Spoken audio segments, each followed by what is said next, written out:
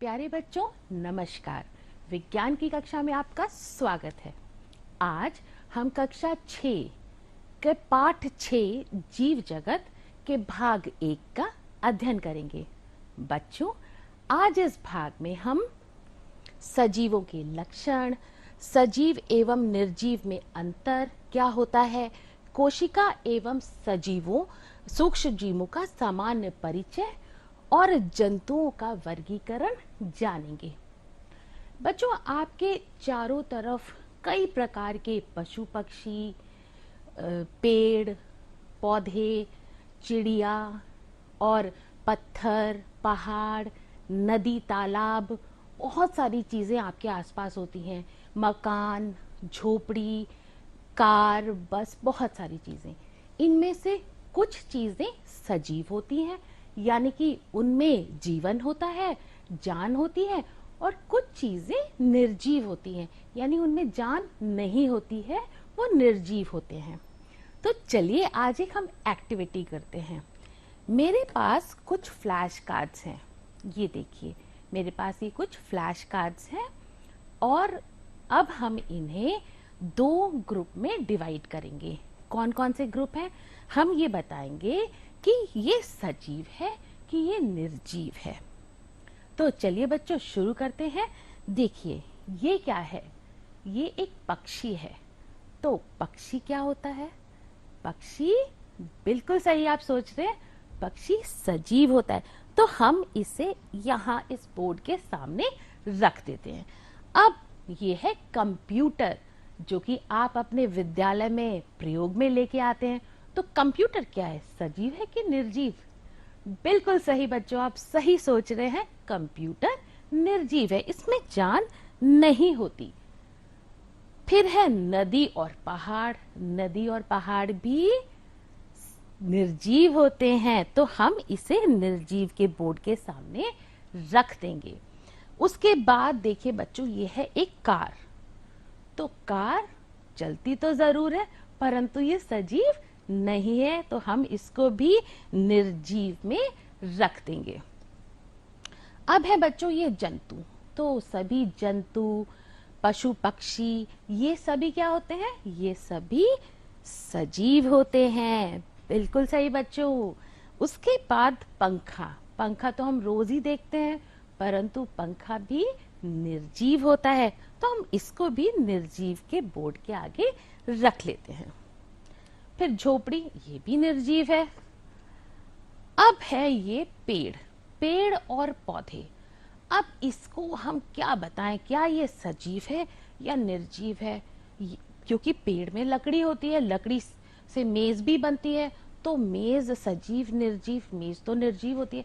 लेकिन ये पेड़ पौधे क्या होते हैं, सजीव होते हैं कि निर्जीव होते हैं? तो अब ये तो बहुत बड़ा प्रश्न है।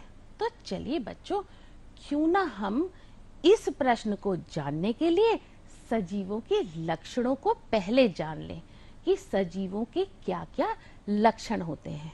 जब हम वो जान लेंगे तो हमारे प्रश्न का भी उत्तर मिल जाएगा। तो चलिए हम इसको अभी साइड में रख लेते हैं और हम अपने पहले सजीवों के लक्षणों को जानेंगे। तो बच्चों, सभी जीव जैविक क्रियाएं करते हैं। तो जैसे कि पोषण, श्वसन, उत्सर्जन, संवेदनशीलता और वृद्धि, प्रजनन, बहुत सारी जैविक क्रियाएं हैं जो हर जीव में होती हैं। तो चलिए अब हम क्या करते हैं, आइए इनको एक एक करके समझते हैं। तो सजीवों के लक्षण में हम पहला जो जैविक क्रिया है वो है पोषण। अब हम पोषण के बारे में जानते हैं। तो बच्चों, सभी अपनी क्रियाओं को, शरीर की सभी क्रियाओं को सुचालित रूप से चलाने के लिए हमें बहुत सारी ऊर्जा की आवश्यकता होती है। और बच्चों, वो ऊर्जा कहाँ से आती है? वो ऊर्जा हमें, बिल्कुल सही, भोजन से प्राप्त होती है बच्चों। तभी तो सब लोग हमारे घर में सब क्या कहते हैं कि समय पे भोजन करना चाहिए, संतुलित आहार करना चाहिए, बाहर की ऊटपटांग चीजें नहीं खानी चाहिए, क्योंकि खाना खाने से हमें बहुत सारी ऊर्जा मिलती है और वही ऊर्जा हमें हमारे कार्य करने की क्षमता प्रदान करती है। अब हम बच्चों बात करते हैं कि पेड़ पौधे अपना भोजन स्वयं बनाते हैं या क्या करते हैं। तो बच्चों, पेड़ पौधे अपना भोजन स्वयं बनाते हैं और कौन सी क्रिया के द्वारा बनाते हैं? वो अपना भोजन प्रकाश संश्लेषण के द्वारा भोजन बनाते हैं, जिसको हम फोटोसिंथेसिस कहते हैं। और एक सबसे जरूरी बात आप याद रखिएगा कि हमेशा जो पेड़ पौधे हैं अपना भोजन पत्तियों पर बनाते हैं, तो इसीलिए इन पत्तियों को हम ये भी कह सकते हैं कि ये पेड़ पौधों के रसोई घर है, किचन है, क्योंकि खाना यहीं पर बनता है। अब बच्चों, पेड़ पौधों को क्या क्या चीजें चाहिए होती हैं? पेड़ पौधों को कुछ चीजें ऐसी हैं जो चाहिए होती हैं जिसके कारण फोटोसिंथेसिस या प्रकाश संश्लेषण हो पाता है। तो वो 4 चीजें हम हमेशा याद रखेंगे। कार्बन डाइऑक्साइड, कार्बन डाइऑक्साइड हमें पेड़ पौधों को वायु से मिलती है। फिर जल, जल कहाँ से मिलता है पेड़ पौधों को? बिल्कुल सही बच्चों, जल जो है जड़ों के द्वारा पत्तियों तक पहुंचता है। फिर उसे फोटोसिंथेसिस यानी प्रकाश संश्लेषण के लिए और क्या चाहिए? सूर्य का प्रकाश चाहिए। देखिए, नाम से पता चल रहा है ना, प्रकाश संश्लेषण। तो प्रकाश कहाँ से मिल रहा है? सूर्य की किरणों से। उसके बाद ये जो पत्तियां हैं बच्चों, ये आपने देखा पत्तियां कौन से रंग की होती हैं? सही, हरे रंग की होती हैं। और ये हरा रंग उनको कहाँ से मिलता है? क्योंकि इनमें एक हरित लवण होता है जिसे क्लोरोफिल कहते हैं। तो ये रंग इनको क्लोरोफिल से मिलता है। तो प्रकाश संश्लेषण के लिए क्लोरोफिल यानी हरित लवण की भी आवश्यकता होती है। तो 4 चीजों की आवश्यकता हुई। कार्बन डाइऑक्साइड जो वायु से मिल रहा है, जल जो उन्हें भूमि से मिल रहा है, जड़ के द्वारा ऊपर पहुंचता है पत्तियों तक, और फिर सूर्य का प्रकाश और क्लोरोफिल। इन सब के मौजूदगी में, उपस्थिति में पौधे अपना भोजन स्वयं बनाते हैं। तो इसलिए क्योंकि वो भोजन अपना स्वयं बनाते हैं, इसलिए पौधों को स्वपोषी कहते हैं बच्चों, यानी कि प्रोड्यूसर्स, क्योंकि वो प्रोड्यूस कर रहे हैं। अब हम अगर बात करें जंतुओं की, तो जंतु अपना भोजन स्वयं नहीं बना सकते। तो वो अपने भोजन के लिए क्या करेंगे? वो दूसरों पे निर्भर होते हैं अपने भोजन के लिए।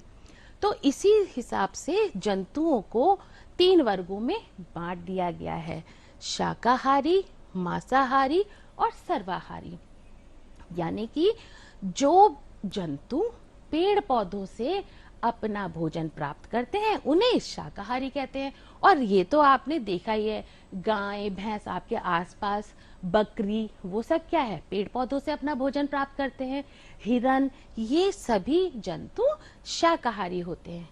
फिर बात करते हैं हम मांसाहारी की, यानी कि ऐसे जंतु जो अपना भोजन दूसरे जंतुओं से प्राप्त करते हैं, यानी जैसे शेर, चीता, तो वो सब हुए मांसाहारी। और तीसरा है सर्वाहारी। तो सर्वाहारी वो जंतु होते हैं जो शाकाहारी भी होते हैं और मांसाहारी भी होते हैं। तो उनका उदाहरण है, इसका सर्वाहारी का उदाहरण है मनुष्य, क्योंकि मनुष्य शाकाहारी भी होता है और वो मांस भी खाता है। तो सर्वाहारी। तो हमने बच्चों पोषण में क्या जाना कि पेड़ पौधे अपना भोजन स्वयं बनाते हैं और जंतु अपना भोजन स्वयं नहीं बना सकते। तो पेड़ पौधों को हम स्वपोषी कहते हैं, यानी प्रोड्यूसर्स, और जंतु अपना भोजन स्वयं नहीं बना पाते हैं, इसलिए ये क्या हुआ? कंज्यूमर्स। ठीक है बच्चों, अब हम अगली जैविक क्रिया पर बात करते हैं, जो है श्वसन। अब श्वसन की यदि बात करें तो आप सोचते हैं कि सांस लेना और सांस छोड़ना श्वसन हुआ। कहीं तक तो ये ठीक है, लेकिन आइए मैं आपको पूरी तरह से इसको समझाती हूँ कि बच्चों, सांस लेना यानी कि ऑक्सीजन ग्रहण करना और कार्बन डाइऑक्साइड को छोड़ना, ये तो सांस लेना हुआ। लेकिन श्वसन की पूरी क्रिया सिर्फ इतनी ही नहीं होती है। तो देखिए, नाक से हम सांस लेते हैं तो ऑक्सीजन को ग्रहण करते हैं और नाक से जब सांस को छोड़ते हैं तो कार्बन डाइऑक्साइड बाहर निकलता है। परंतु ये सिर्फ यहाँ तक ही सीमित नहीं है। हम जब ऑक्सीजन को ग्रहण करते हैं तो वो ऑक्सीजन हमारे फेफड़ों तक पहुंचता है, हमारे फेफड़ों तक। और फेफड़ों से बच्चों रक्त के द्वारा यही ऑक्सीजन हमारे शरीर की हर कोशिका तक पहुंचता है। तो क्या पहुंच रहा है? ऑक्सीजन रक्त के द्वारा, बिल्कुल उसी तरह से जैसे कि पचा हुआ भोजन रक्त के द्वारा हर कोशिका तक पहुंचता है। तो हर कोशिका में दो चीजें पहुंच गई, क्या क्या? ऑक्सीजन और पचा हुआ भोजन। अब ऑक्सीजन की उपस्थिति में भोजन का ऑक्सीकरण होता है। जब भोजन का ऑक्सीकरण होता है बच्चों तो बहुत सारी ऊर्जा मिलती है और वही ऊर्जा हमें कार्य करने की क्षमता प्रदान करती है। उसके साथ साथ कार्बन डाइऑक्साइड भी बाहर निकलती है। अब ये कोशिका में कार्बन डाइऑक्साइड है, अब ये बाहर कैसे निकलेगी? तो कार्बन डाइऑक्साइड रक्त के द्वारा फेफड़ों तक आती है और फेफड़े उसे बाहर फेंक देते हैं। तो ये सारी जो पूरी प्रक्रिया है इसको हम श्वसन कहते हैं, यानी कि सांस अंदर लेना, छोड़ना, फिर ये ऑक्सीजन जो है फेफड़ों तक पहुंचता है, फेफड़ों से ऑक्सीजन हर कोशिका तक पहुंचता है, वहां पर पचा हुआ भोजन भी उपस्थित होता है और वो भोजन में ऑक्सीकरण होता है और फिर बहुत सारी ऊर्जा मिलती है। तो इस तरीके से ये पूरा श्वसन हमारा होता है। इसी तरह से बच्चों पेड़ पौधों में भी श्वसन होता है, क्योंकि जो ये हमारी पत्तियां हैं इसमें छोटे छोटे छिद्र होते हैं। तो ये जो छोटे छोटे छिद्र होते हैं उसमें उसके द्वारा ऑक्सीजन अंदर जाता है और कार्बन डाइऑक्साइड बाहर निकलता है। तो श्वसन की क्रिया पेड़ पौधों में भी होती है। ठीक है बच्चों, चलिए अब हमने श्वसन को जाना, अब हम अगले जैविक क्रिया उत्सर्जन के बारे में जानेंगे। बच्चों श्वसन और पोषण जो अभी हमने जाना, तो श्वसन और पोषण जैसी क्रियाओं के कारण बहुत सारी अपशिष्ट पदार्थ हमारे शरीर में बन जाते हैं और वो अपशिष्ट पदार्थ बहुत हानिकारक होते हैं। तो क्या होता है, अब क्योंकि वो हानिकारक है तो क्या होगा, उसे शरीर से बाहर निकालना पड़ेगा। तो मनुष्य में उत्सर्जन अंग होते हैं जैसे कि किडनी, ये एक छलनी का काम करते हैं।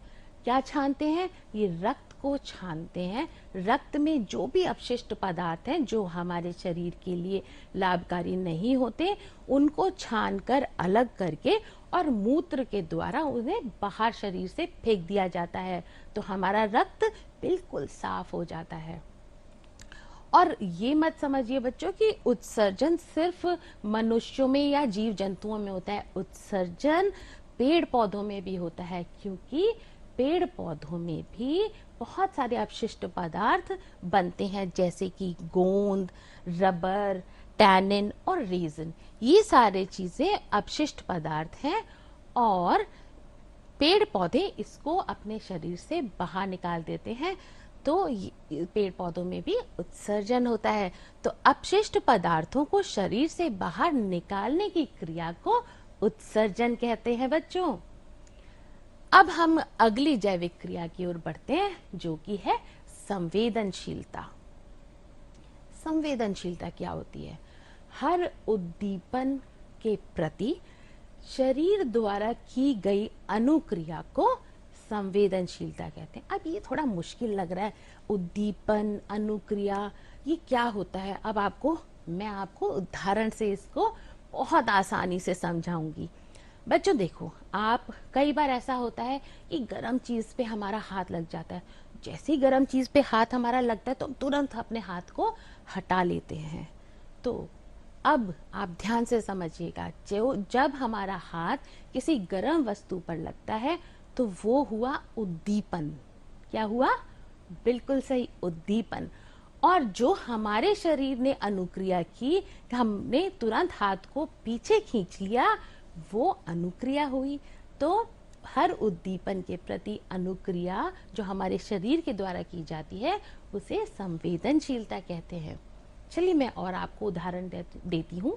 जैसे हम अपने कमरे में बैठे हों और एकदम से बहुत तेज आवाज होती है तो हम एकदम चौंक जाते हैं, तो ये भी संवेदनशीलता है कि तेज ध्वनि उद्दीपन हुआ और जो हम चौंके, हमारा शरीर ने अनुक्रिया की, हम चौंके, तो वो संवेदनशीलता होती है।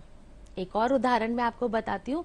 जब आपकी मम्मी बड़ा मज़ेदार खाना, आपका मनपसंद खाना बनाती हैं और उसकी बड़ी प्यारी प्यारी सी खुशबू आपके पास आती है तो आपके मुंह में पानी आ जाता है। अभी भी आपके मुंह में पानी आ रहा है।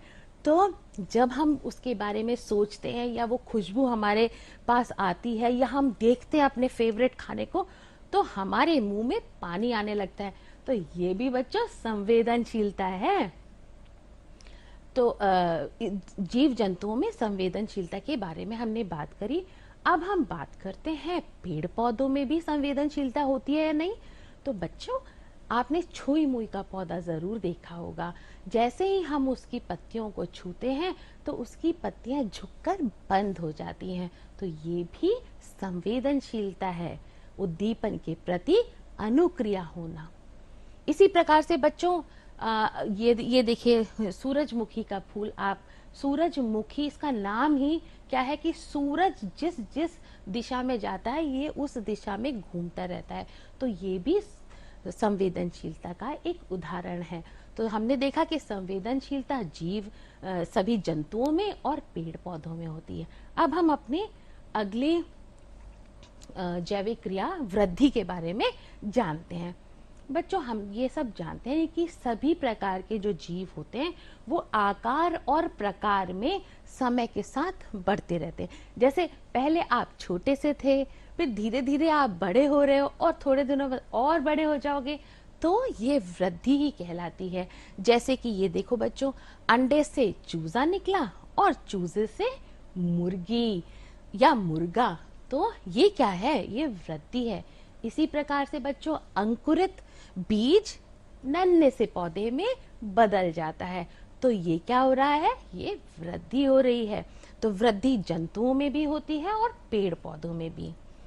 अब हम बात करते हैं बच्चों प्रजनन की। तो आपने किसी भी पक्षी को घोंसला बनाते जरूर देखा होगा। इतनी मेहनत से वो घोंसला बनाती है क्योंकि उसको अंडे देने होते हैं। वहां पर अंडों में से छोटे छोटे फिर बच्चे निकलते हैं। और तो इसी प्रकार से प्रजनन क्या होता है कि हर जीव अपने समान जीवों को उत्पन्न करने की क्षमता रखते हैं। अपने जैसे ही जीव वो पैदा करते हैं, जिसे हम प्रजनन कहते हैं। अब इसमें दो प्रकार होते हैं बच्चों। कुछ जंतु अंडे देते हैं और कुछ जंतु बच्चे देते हैं। बिल्कुल सही। तो जो अंडे देते हैं उनके उदाहरण है जैसे मेंढक, मछली, मगरमच्छ, चिड़िया, ये सब अंडे देते हैं। और बच्चे देने वाले जैसे कि मनुष्य, बंदर, बिल्ली, गाय, ये बच्चे देते हैं। तो आपके लिए ये एक कार्य है कि आप अपने आसपास के जीव जंतुओं का निरीक्षण कीजिए, एक लिस्ट बनाइए और उसमें ये देखिए कि कौन सा जंतु अंडे देता है और कौन सा बच्चे देता है। तो इसको आप अपने अभ्यास कार्य पुस्तिका में करिएगा। अब हम बच्चों, हमने ये देखा, हमने सभी प्रकार के जैविक क्रियाओं को जान लिया। हमने ये देखा हर जैविक क्रिया जंतुओं में भी हो रही है और पेड़ पौधों में भी हो रही है। तो अब हमारे प्रश्न का उत्तर आ जाता है। क्या उत्तर? कि ये पेड़ पौधे क्या हैं? पेड़ पौधों में श्वसन भी होता है, पेड़ पौधों में पोषण भी होता है, पेड़ पौधे उत्सर्जन भी दिखाते हैं, संवेदनशीलता भी होती है, वृद्धि भी होती है उनमें और प्रजनन भी होता है। तो पेड़ पौधे क्या हुए बच्चों? बिल्कुल सही, ये सजीव हुए। तो हम इसे सजीव के बोर्ड के आगे रख देंगे। तो हमारे प्रश्न का हमें उत्तर प्राप्त हो गया कि पेड़ पौधे सजीव होते हैं। बिल्कुल सही। बच्चों, एक चीज और है कि एक निश्चित आयु के बाद जीव जंतु मृत्यु को प्राप्त हो जाते हैं। जैसे औसतन आयु जो है मनुष्य की आयु 60 से 70 वर्ष है। इसी तरह से बरगद का पेड़ 100 से 200 वर्ष और सिकोया पेड़ जो है वो 3000 से 4000 वर्ष उसकी आयु होती है, परंतु उसके बाद सबकी मृत्यु होती है। तो हमने अब ये जाना, अब हमने जो जैविक क्रियाओं के बारे में जाना था, तो उससे हमें पता चल गया कि सजीव और निर्जीव में क्या क्या अंतर होता है। कि सजीव इनमें पोषण की क्रिया होती है, निर्जीव में पोषण की क्रिया नहीं होती। सजीव में श्वसन होता है, निर्जीव में नहीं होता। सजीवों में वृद्धि होती है, निर्जीव में वृद्धि नहीं होती है। इनमें उत्सर्जन की क्रिया होती है, यहाँ उत्सर्जन नहीं होता है। ये उद्दीपन के प्रति संवेदनशील होते हैं और निर्जीव नहीं होते हैं। और सजीवों में प्रजनन की क्रिया होती है और निर्जीवों में प्रजनन की क्रिया नहीं होती है। तो अब हम बहुत आसानी से सजीव और निर्जीव में अंतर बता सकते हैं। बच्चों, इस अंतर को आप अपनी अभ्यास पुस्तिका में जरूर लिखिएगा और इसे याद कीजिएगा। अब हम बात करेंगे जंतुओं के वर्गीकरण की। बच्चों, सजीवों में वर्गीकरण होता है। वर्गीकरण क्यों किया जाता है? क्योंकि हमारे पृथ्वी पर असंख्य जीव जंतु हैं, तो उनको आसानी से पढ़ने के लिए वैज्ञानिकों ने उनकी समानता और असमानता के आधार पर उनका समूहीकरण किया, जिसे वर्गीकरण कहते हैं। बच्चों, एक चीज और है कि सभी जीव छोटी छोटी इकाइयों से मिलकर बने होते हैं, जिन्हें हम कोशिका कहते हैं।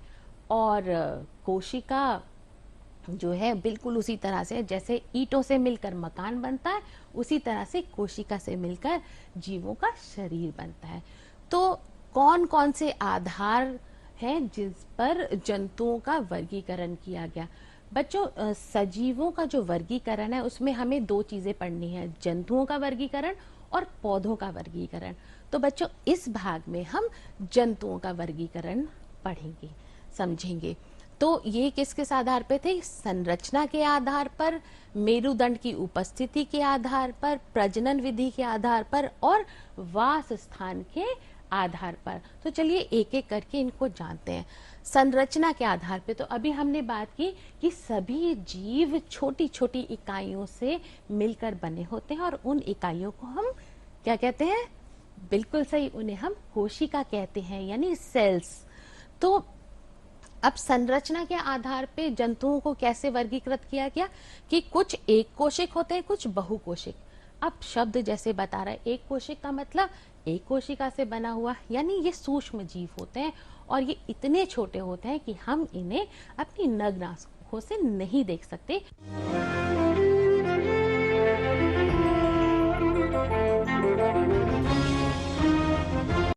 नमस्कार दोस्तों, आज मैं आपसे कुछ बात कहना चाहता हूँ। मैदान पर उतरने से पहले मैं हमेशा प्लेयर्स से कहता था कि हम सब पर करोड़ों लोगों की उम्मीदें टिकी हुई है, हमें डटकर खेलना चाहिए। आज कोरोना वायरस के संकट के समय जब हम सब घर पर सेफ हैं, हमारे लिए कुछ फरिश्ते मैदान पर उतरे हैं। Doctors, nurses, ward boys